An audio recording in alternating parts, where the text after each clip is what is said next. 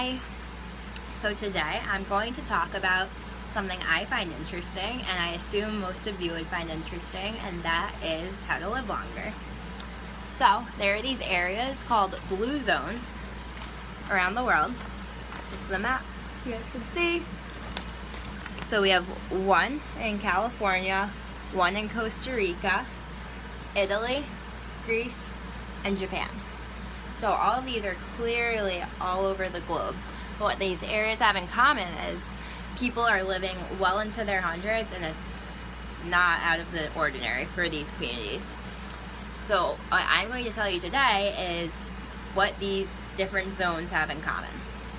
The three main things they have in common are diet, movement, and purpose. So to start off, I'm going to discuss a recent series on the Today Show.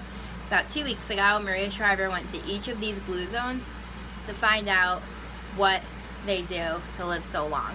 She's also involved in a lot of Alzheimer's research, as you may know, and in addition to the living longer, these people, Alzheimer's is not common at all in these communities.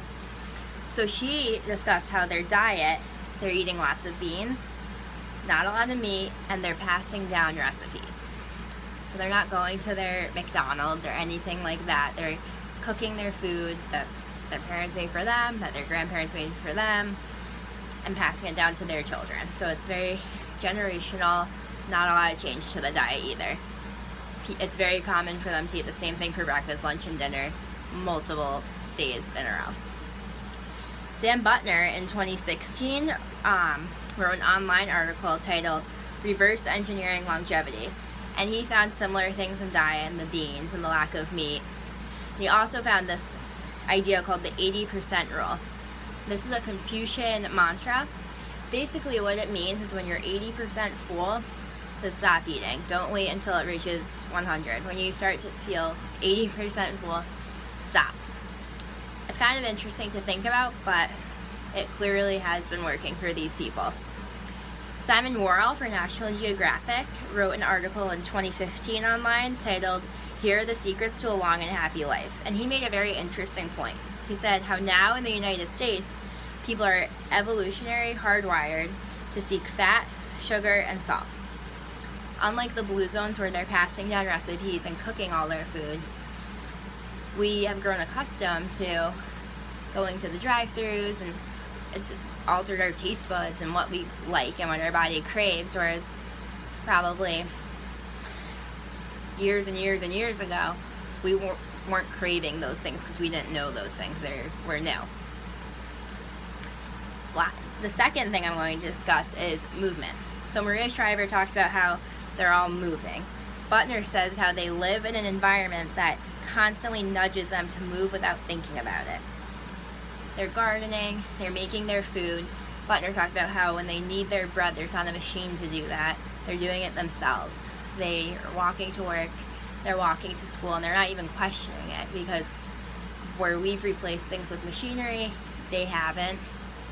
So they're constantly moving. It's part of their daily lives, and they aren't changing it with machinery because they don't have it and they don't want it. The last topic is purpose. So Maria Shriver says they have a strong focus on family and community. And then Buettner says how all but 5 out of 263 centenarians interviewed belong to some sort of faith-based community, and that denomination doesn't seem to matter. I was thinking this also probably relieves a great amount of stress because they have a community. They don't have the stress of not feeling like they belong or anything like that. So, which also increases longevity, a lack of stress.